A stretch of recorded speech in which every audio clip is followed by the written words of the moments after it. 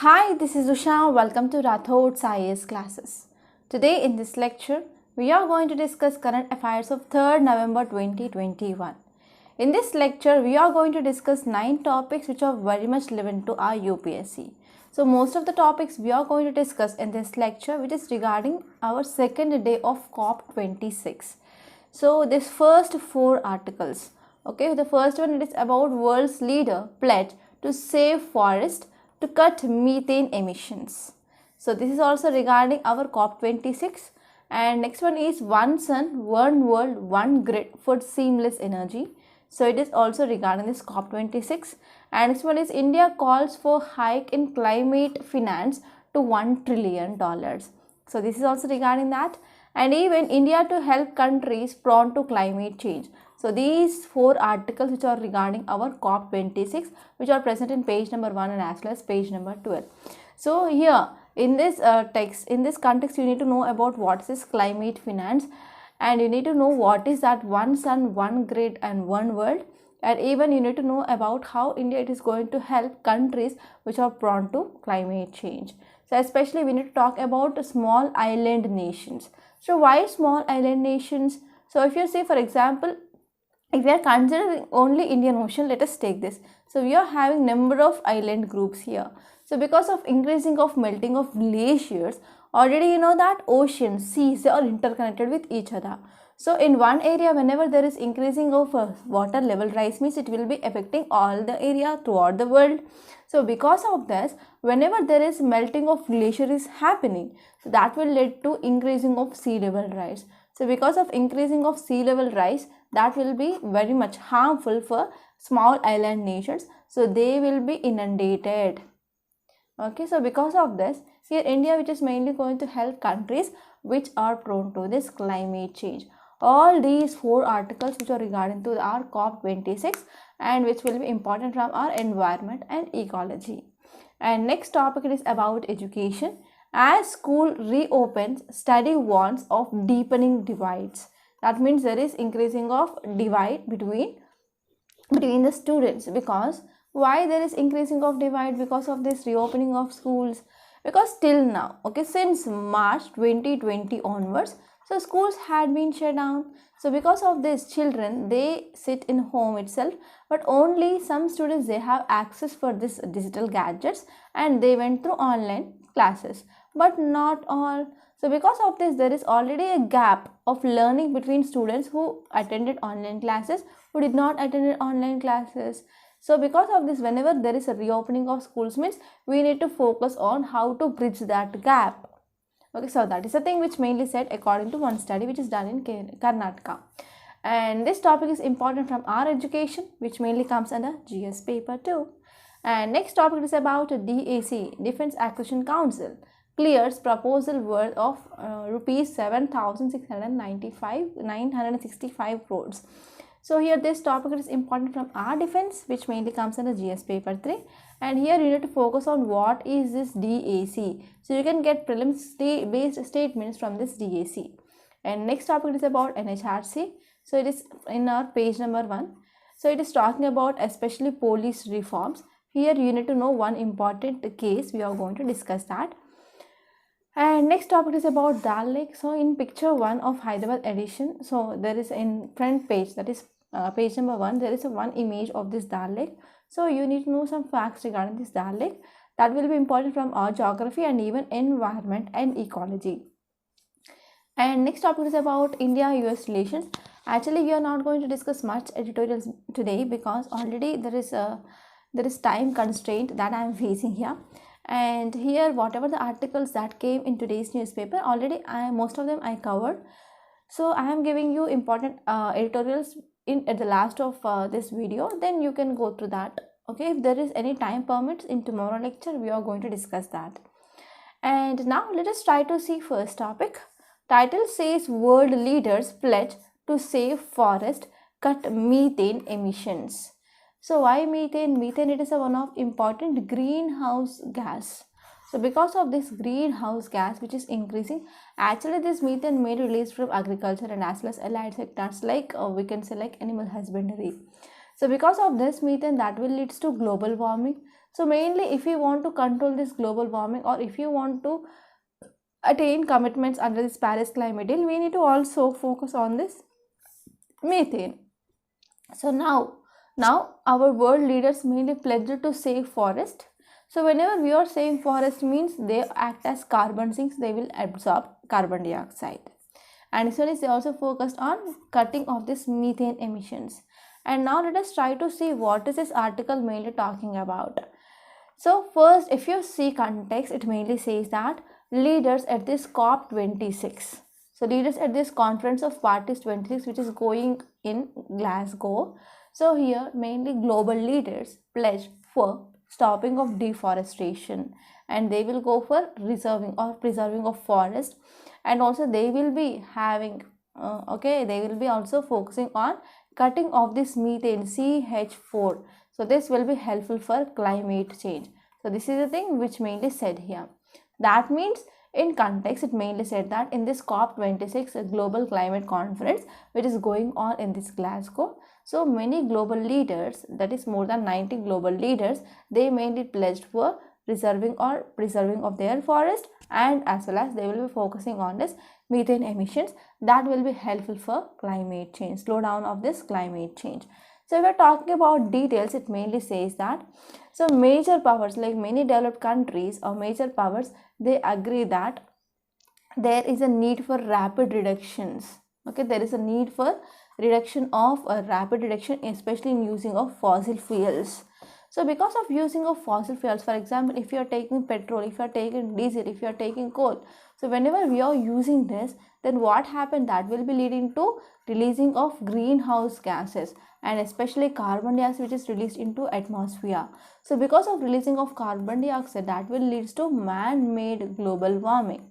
So man-made global warming, so one important reason here behind this global warming here is man-made activities, also one important reasons. For example, using of fossil fuels, right? So because of this, okay, because of many developed countries or major powers which using this global like fossil fuels, that will be also having impact that is seen on even small countries or poorer countries as well. So this is the one important thing I can say. I can connect it with industrial revolution. So industrial revolution that started in developed countries very much early, and now the impact of this industrial revolution that is mainly seen in developing countries and even least developed countries. So this is the meaning of this statement. And next one is, if you're talking about a one small island state, that is Palau, which is mainly located in Pacific. Okay, so it is a Pacific state of about 500 low-lying islands. They are mainly having threats from increasing of sea levels. Okay, so from increasing of sea levels, so this type of islands, small islands which are present in oceans, they are mainly facing threat of inundation, right? So they are having a threat of drowning. So because of this, now nearly 90 countries, they joined US and European Union led effort to slash emissions of methane 30% by 2030 from 2020 levels. So from 2020 levels of this methane emissions, they are going to cut 30%, and target here is 2030. So you have to remember this data. And next one is, if you're talking about this global methane pledge, so it mainly firstly announced in September, and now it covers emissions from 2/3 of global economy. So now this methane which mainly covers emissions from 2/3 of global economy. And if you're talking about signatories of this global methane pledge, for example, we have Brazil. Brazil, it is one of the 5 biggest emitters of methane, and this methane mainly generated from cows' digestive system. And this methane will be developed from this landfill waste and even in oil and gas production. So in this ways, we can see methane will be released. So in this way also you can expect a prelims question like, so which are the following are the sources of methane production, and they will be giving like cow digestive system. Next one is landfills, and next one is gas and oil production. So in this way you will be asked to identify correct statements. So in this way also you can get prelims question. So methane, which is mainly released by cow's digestive system, landfills, and as well as oil and gas production. So if you see in landfills mean nothing but, so whatever the waste that is collected, okay, from municipalities, and they will be dumped in a one site, okay, so those are called as landfills. So in these landfills, it mainly contains kitchen waste, and as well as some animal waste, and as well as household waste, right? So what happens, they will be decomposed. So whenever there is decomposition, that will leads to methane into our environment. So it is one of the important source of methane production. So other three countries includes, for example, we have Russia, we have China, we have India, and they have not signed up. Australia has said that it will not back the pledge. So this is about some important data. And if you're talking about some key note points, so in 2020, the world mainly lost about 258,000 square kilometers of forest, and this is according to Global Forest Watch report. So this Global Forest Watch report mainly says that in 2020, world mainly lost about 258,000 square kilometers of forest. And the conservation charity, that is World Wildlife Fund, which mainly estimates that 27 football fields of forest they have lost every minute. So every minute we are losing 27 football fields of forest. So it is a very, very great concern now, because one side there is increasing of greenhouse gas emissions, for example carbon dioxide emissions or carbon emissions. On one side there is decreasing of carbon sinks. That means finally there will be increasing of this carbon dioxide emissions in our atmosphere, and that is leading to fast pace of climate change. And this article also says that over 100 national leaders, they pledged to halt and reverse deforestation, and they will focus on this land degradation at the end of the year. So for mainly restoring and as well as for protecting of forest, we need finances. It is about $19 billion, okay, $19 billion finances we need, okay, mainly for restoring of our forest.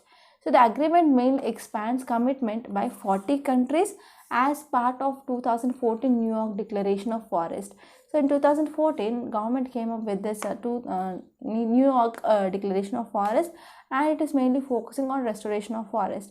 So agreement mainly expands the commitments by 40 countries as part of 2014 New York Declaration of Forest. And apart from this, under this agreement, 12 countries they mainly pledged to provide $12 billion per public funding, that is between the target year 2021 to 2025. Okay, this fund will be given especially for developing countries. So this will be helpful to mainly restore and as well as to tackle wildfires. Okay, to tackle wildfires. So if you're talking about in India especially, so which are the wildfire prone areas? Let me know in comment box. Don't forget about this. Okay, so if you're from which states, for example, if you're from Kerala, you have to let me know which are the wildfire vulnerable areas. And if you're from which state, you have to let me know which areas in your state they are mainly vulnerable, because knowing your state is very, very important, especially for your interview. So from now onwards, let's have a practice on that as well. So from today onwards, let us have a practice like, so if there is anything which is important news, so we are going to connect with our state as well. For example, if there is any important lake which come in news means, so you have to know about which are the important lakes which are present in your state, because that will be very important. And interview questions mainly based on your state first of all. Okay, and now let us try to see next topic. It is about one sun, one world, one grid for seamless energy. So it is talking about one sun, one world and one grid.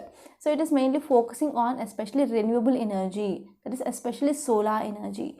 So this article is also important from environment and ecology, which mainly comes under GS paper 3. So if you see context, it mainly says that, so on second day of this COP26, on the second day of this Conference of Parties 26, which is mainly held, that is in Glasgow. So in this COP26, one initiative which is come up by India and as well as UK. So India and UK which came up with one initiative, and this initiative which is focusing mainly to tap solar energy. Okay, mainly to tap solar energy, India and UK which came up with one initiative which mainly announced in this second day of this COP26. And now let us dig into deep regarding details. So if you're talking about details, it mainly says that it mainly includes group of government called as Green Grids Initiative. So name of that initiative is Green Grids Initiative. So it is One Sun, One World, One Grid group. So it may be announced in this COP26 by UK Prime Minister as well as Indian Prime Minister. So if you're talking about One Sun Declaration, which mainly endorsed, so this declaration mainly endorsed by more than 80 countries. And if you're talking about these countries which are mainly present in at least we can say like tropical areas and even some temperate areas. And if you're talking about temperate region, tropic region, where it is lies. So if you see this is 0 degree, that is equator, and this is our 30 degrees north, and this is our 30 degrees south, and this is our, let us see, 60 degrees south, and this is our 60 degree north. So the area which is present, okay, between this 30 degree north and 30 degree south, so this area which comes in a torrid zone, or we can say tropical zone. And the area which is coming from 30 degrees north to 60 degrees north and 30 degrees south to 60 degrees south, it mainly comes under our temperate region, right? So these countries which are mainly present in this region, like every hour, half of the actually what happened. So for example, if you see here we have sun. So sun, we will be getting sun rays or insolation. So whenever we are getting sun rays, only half of the earth that will be receiving sun. That means here we can see day, and here we can see shadow will be there. So here we can see night, right? So the sun never sets, means every hour half of the planet which is getting sunlight or sunshine. So whenever we are trading energy from the sun and as well as wind and water across the borders, so we can deliver more than enough whatever the energy that is required for each and every one needs. Okay, so this is the thing which mainly said, and this initiative which is mainly focusing on to make large solar power stations and as well as wind farms in best locations. And we need to link together. Okay, for example, here we have solar energy we can producing, and here we have wind energy. Okay, here we have wind energy. So what happened, we are connecting this energy which is produced here in solar and as well as hydropower projects and as well as wind energy to one grid. So because of this is called as One Sun and One Grid, and as well as we can say like One Sun, One World, One Grid, okay, initiative. And now let us move on to next topic. Title says India calls for hike in climate finance. So this article mainly talking about climate finance. So you need to understand what is the background of this climate finance. So this article will be important from again environment and ecology.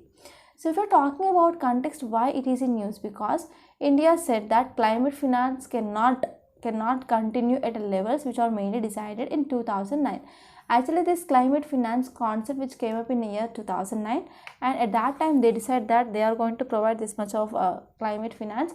But now India says that whatever the thing which mainly decided in this climate finance in 2008, which is not suitable now, because from 2009 to 2021, if you are taking anything, for example, cost of your rice or cost of vegetables or cost of edible oil, cost of petrol, diesel, so it was very less. So at that time, whatever the finance they came up, so that mainly useful in that time. But now in 2021, the scenario it is different. So because of this, we need to also raise the funds. For example, we can connect this with the salary. For example, in 2009, what was the salary of mine? It is very, very less. But now it is somewhat good. So we can compare this because inflation is rising. Inflation can be also taken into consideration. So India mainly said that climate finance cannot continue at the levels which mainly decided in 2009. And it said that at least we need $1 trillion to meet the goals to address this climate change. So for example, if you want to go for setting up of any technology or any infrastructure, for example, to absorb carbon, right, then we need to come up with filters. So they are mainly expensive. And if you want to go in for setting up of the solar panels or solar energy grids or wind energy, so that will be like costly. So because of all this, what are the climate finance that mainly accepted in 2009, which is not suitable now. So we need at least $1 trillion to meet the goals of addressing of climate change. So this is the thing which mainly said by India. So if you're talking about further more details, it mainly says that But it mainly speaking at the ministerial meeting, okay, ministerial meeting of like-minded developing countries, okay. So ministerial meeting at meeting of especially like-minded developing countries at this 26th International Climate Conference. So what happened here, our environment minister said that, so what are the climate finance we came with 2009, it is not suitable now. So we need at least $1 trillion to meet the goals that will be helpful for addressing of climate change. And we need to monitor climate finance, okay. We need to monitor climate finance as we have for monitoring mitigation. So here whenever we want to come up with some changes, or like whenever we want to adopt some changes, mainly to especially to decrease the slow pace of this climate change, so we need to go for infrastructure setup, and we need to address what are the challenges. For all these we need at least $1 trillion. Our minister also requested this like-minded developing countries members to join hands with India to support global initiatives it has pioneered, including International Solar Alliance. So we also came with International Solar Alliance, right? And we also came with Coalition for Disaster Resilient Infrastructure, and as well as we came with this leadership group for industry transition. So for all these things we need money, we need finance. So we need to revise this climate finance. And if you are talking about some facts regarding this climate finance, so what is this actually? So this climate finance, which mainly refers to local, national and as well as transnational financing.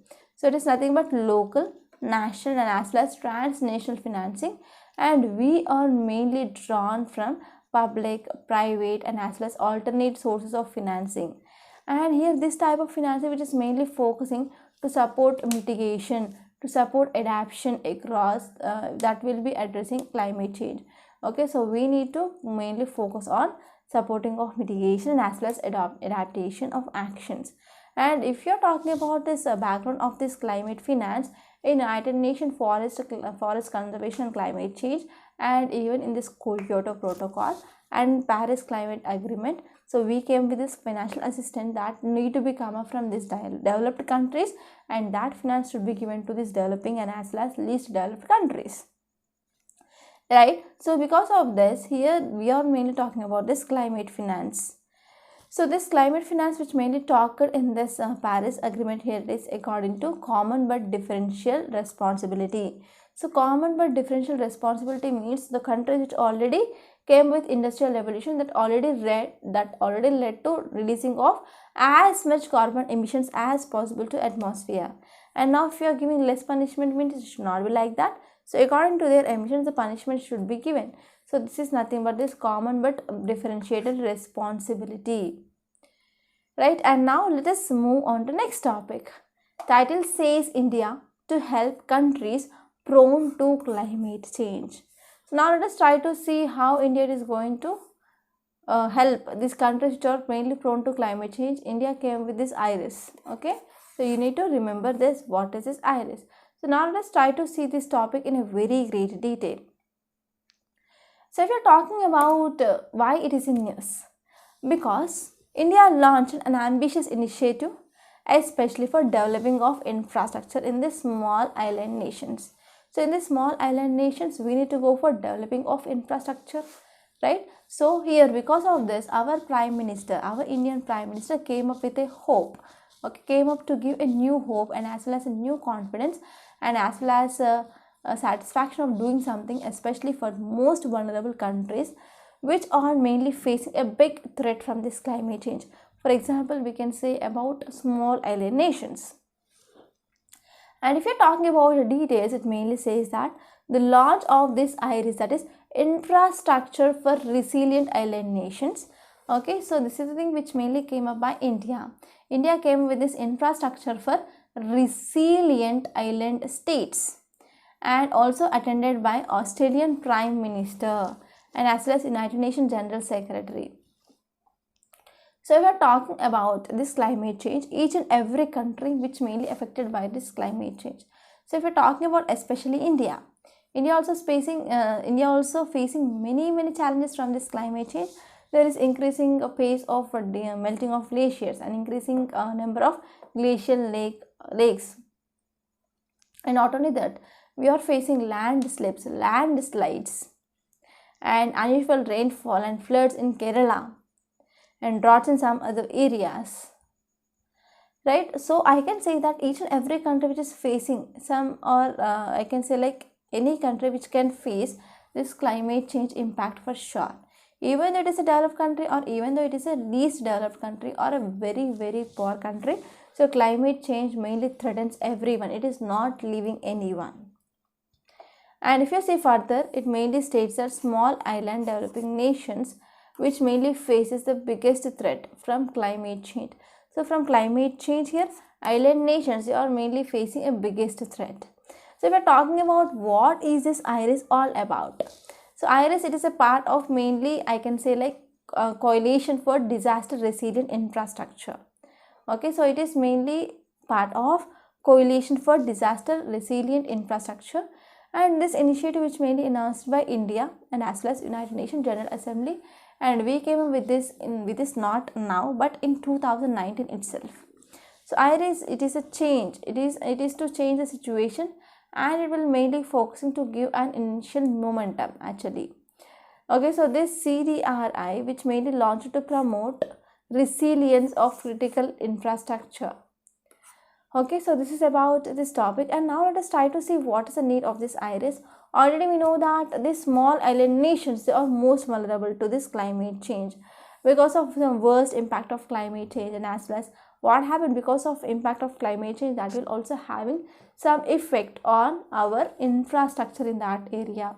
So if you are talking about infrastructure, then what happened, for example, let us take about airways or airport.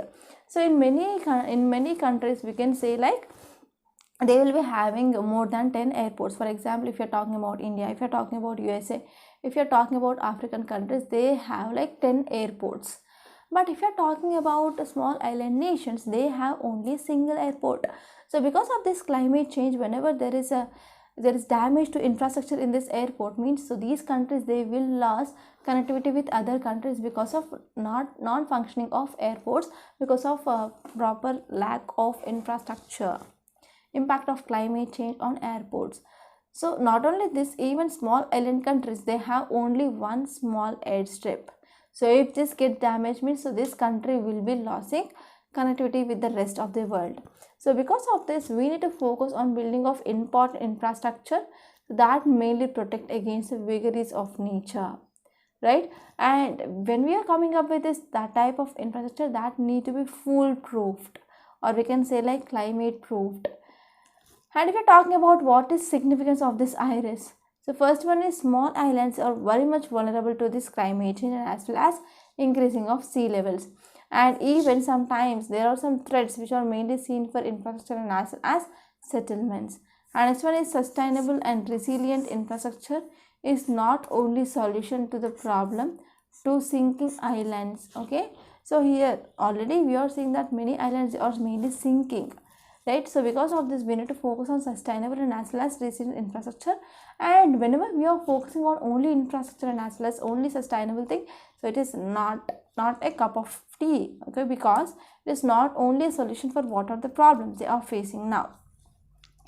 And if you are talking about data, it mainly says that the United Nations Office for Project Services report.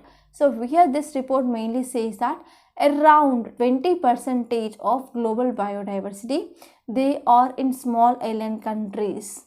Okay, and they are facing much threat from this severe climate change or climate crisis. And even they are also responsible for less than 1% of global greenhouse gas emissions. And next one is, therefore there is a need mainly to focus on their overall infrastructure across the transport, across energy, across digital communication, water, and as well as wastewater, solid waste, and as well as buildings. So in all these areas we need to focus. So this is gist of this topic, and I hope it is very much clear. And now let us try to see next topic. Title says, as schools reopen, study warns of deepening divides. So as I said introduction, right? So due to closure of schools since March 2020 onwards, so many schools, they went for online teaching. So we discussed about number of times digital divide and what will be the impact. So what are the reasons, everything. So only students, they are having access for these digital gadgets. For example, mobile, or if you say like desktops or laptops or tablets. So they will be going for this online learning. But whatever the students, they have only one mobile phone with their father or with their mother, and they will be going outside for the work. So they don't have proper internet network, and we saw a number of articles like, so children, they are moving up and down the hills to get proper internet connectivity. So these are the some important problems already we discussed, and you have to revise them, because this year in mains you can get a question regarding this digital divide for sure in your GS paper too. So now let us try to see this topic in a very great detail. So if you're talking about context, almost 26 crore children, they return to physical classes after 18 months of school closure. So now 18 months of school closure, now here children, they started going to schools, right? So even my children, they started going to schools, and I feel very happy, because now again they are going back to their schools and they started learning. But one cause of concern of mine here is, already in these 18 months, so they even forgot it, the basic things like, so basic additions and basic alphabets. Even my kid, okay, she's in now UKG, so she forgot all alphabets, all 1 to 3 numbers, everything. So now, even though there is access of online learning, so children, they are not showing much interest actually to sit and to see the mobiles and to learn. So because in offline interaction is very much different when compared to that of online, especially for children. For children, whenever teacher is there, means they will be sitting and they will be reading after whatever the teacher says. So in this way, they will be having some interaction with the teacher. But in this online also, many hurdles are present. So there is no proper interaction with the teacher. And next one is, there is no proper examinations and there is no proper monitoring that is seen from teacher side. So now after 18 months, 26 crore children, they return to physical classes, right? So because of this, now what happened? So there is usual approach which lead to deepening of existing educational inequality. That means already if students who have attended to online classes, so they will be having some connectivity of education, but children who do not have proper access to these online classes, they do not have proper learning. And because of this 18 months of gap, so most of the children, they lost learning. So there is a learning gap that mainly seen. So recently what happened, one important survey, that is NCEE survey, which mainly done in Karnataka schools. So it mainly says that about 85% of class 8 teachers thought that most of their students, they were not at their grade level in mathematics and as well as in language. So in language and mathematics, more than 85% of class teachers says that they are not up to mark. And NCEE cited that recent school survey, which mainly conducted in 15 states, and it mainly says that about 72% of elementary age children did not do any regular studying during this lockdown. Okay, and only 8% of rural children, they have access to this online education, but not all. So because of this, we can say children, they are worstly affected. If you see rural people, rural children, and even urban poor children, for example, migrants and as well as minorities, Dalits, Adivasis, and some other backward communities, they have worstly impacted.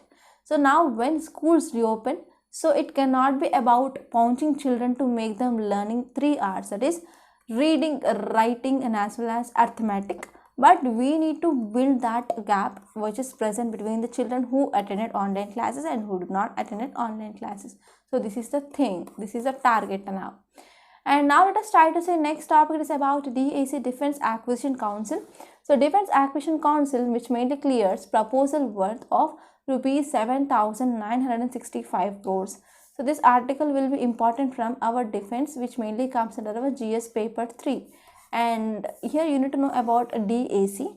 So if you're talking about context, it mainly says that the Defense Acquisition Council, which met on Tuesday. Okay, so our Defense Acquisition Council, which met, and they cancelled tender for procurement of naval guns from US. So it mainly cancelled our procurement of naval guns from US, but it gave green signal to get some super rapid gun mount, and these are mainly manufactured by BHEL, Bharat Heavy Electronics Limited. So if we're talking about the details, it mainly says that defense sources said that these guns, like I can say like super rapid gun mount, was earlier proposed to procure from US foreign military sales category, but now here this project is mainly cancelled by DAC, and DAC gave not to promote this type of gun systems from BHEL, such that we can also promote our Make in India. So now let us try to talk about some facts regarding this DAC, Defense Acquisition Council. So this Defense Acquisition Council, it is a highest decision making body. So it is a highest decision making body in Defense Ministry, and it is mainly responsible for deciding on new policies and capital acquisitions for 3 services, for example Army, Navy, and as well as Air Force, and even Indian Coast Guard. So here Defense Acquisition Council, which is the highest decision making authority in Defense Ministry, and it will be made deciding on new policies and as well as capital acquisitions for 3 services, for example Army, Navy, and as well as Air Force, and even our Indian Coast Guard. So here the Ministry of Defense, which is a chairman of our council. So here this council mainly formed after GOM, Group of Ministers recommendations, after this reforming of our national security system in 2001, after this Kargil war which happened in 1999. So this is about this topic. And now let us move on to the next topic. Title says set up police complaint bodies. It is according to our NHRC, National Human Rights Commission. So here one homework for you people is, please open your Lakshmikant Indian Polity. Lakshmikant Indian Polity, and you have to refer about this topic of NHRC. So you have to open that and you have to refer, because this topic will be very important for your prelims and even mains. So now let us try to see context. If you see context, it mainly says that 15 years after our Supreme Court issued directions, especially for police reforms. So Supreme Court in famous Prakash Singh case. Prakash Singh versus Union of India case of 2006. So after 15 years of the Supreme Court judgment regarding police reforms, now National Human Rights Commission, which mainly asked Union Home Ministry and as well as state governments to set up police complaint authorities as per the judgment which is given under this Prakash Singh versus Union of India 2006 case. And if you are talking about the details, it mainly says that this NHRC, which is a core advisory group regarding this criminal justice system reforms. So we have a core advisory group regarding criminal justice system reforms, which mainly said that now we need to take immediate action that need to be taken for setting up of police complaint authorities, and that to be established at state levels and union territories levels and even at district levels. So this should be done according to this Prakash Singh case under the Supreme Court directives. So whatever the directives which is given by Supreme Court, so according to that we need to set up police complaint authorities. So the core group which met on August 18th, which mainly recommended Ministry of Home Affairs and as well as state governments regarding this regarding display of complaints in websites, mainly like for example Ministry and as well as state home departments websites. So here National Human Rights Commission also said that Ministry of Home Affairs and as well as Law Ministry, they need to implement recommendations under this 113th report of Law Commission, mainly to add one subsection, that is section 114B to Indian Evidence Act, such that there will be display of complaints that is seen in websites, and we need to come up with this police reforms. So this is about this topic. And now let us try to see some important details regarding this Prakash Singh case. So Prakash Singh served as DGP of UP Police and Assam Police besides other postings, and he mainly filed PIL, Public Interest Litigation, Supreme Court post retirement in year 1996, and he mainly filed PIL mainly for especially police reforms. Especially we need some police reforms. So for that the PIL, which mainly filed by this Prakash Singh in Supreme Court, and Supreme Court came up with a landmark judgment in year 2006. Actually he filed PIL in 1996 after one decade, that is 10 years. So finally judgment which is given by Supreme Court, that is a landmark judgment and is a famous case actually. So it mainly directed all states and union territories to bring police reforms. So the ruling of the Supreme Court also issued some measures that need to be taken by governments. And what happened here, so in this police reforms it mainly said that so there should not be any political interference. So this is about this famous case of this Prakash Singh versus Union of India 2006. And this is the image I found in first page of this Hyderabad edition. So it is about Dal Lake. So if you're talking about some facts regarding this Dal Lake, this lake which is located in Srinagar, as of now Srinagar which is capital of Union Territory of Jammu and Kashmir. So Dal Lake, Dal means in Kashmir that is nothing but lake. So it is very much important for tourism and as well as recreation, especially Kashmir. So it is also named after the jewels in the crown of Kashmir or Srinagar's jewel. Okay, Dal Lake is also called as Srinagar jewel or jewel in the crown of Kashmir. So it is also one of the important source of commercial operations. For example, we can see fishing and as well as water plant harvesting that can mainly seen in this area. And apart from this, if you are talking about area, it covers about 15 square kilometers. And the floating gardens, like for example Rad in Kashmiri, that is blossom with lotus flowers mainly during months of July and August. So there are some attracting sites of tourism. And as well as wetland is divided by 4 causeways into 4 basins. We are having Gargibal, Lokut Dal, Bod Dal and as well as Nagin. So these are the 4 causeways.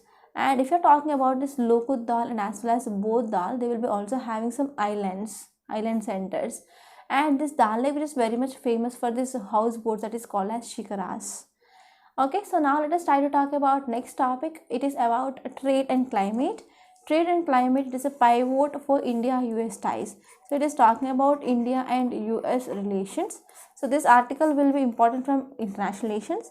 So here I want to give you one more homework here. Like you have to refer different areas of cooperation between India and US. For example, you can talk about trade. For example, you can talk about defense. For example, you can talk about any cooperation.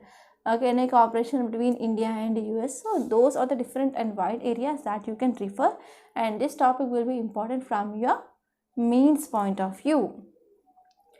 So if you're talking about India-US ties, so this article mainly focusing on climate and trade. Climate and trade too are the important areas of cooperation between India and US. So if you're talking about India and US, so they have strategic alliance and they mainly playing an important role actually. So if you're talking about India and US, they are mainly part of Quad and mainly part of Malabar exercise regarding defense cooperation, and India and US also having different military exercises, military level exercises. So we are talking about India and US, they are mainly coming together and we are mainly inclined towards USA rather than USSR, right, in this non-alignment movement. Okay, non-alignment movement we said that we will be neutral, but after that we are mainly moved towards or aligned towards US. So what happened now, India and US, they are coming up with different efforts, okay, for example creating especially free and open Indo-Pacific. So if we're talking about Indo-Pacific region, so there is increasing of prominence, and here west it is moving towards east. So we discussed that topic and it is regarding our Indo-Pacific region. So what happened in 2021, so here still what are the relationship we had between India and the US.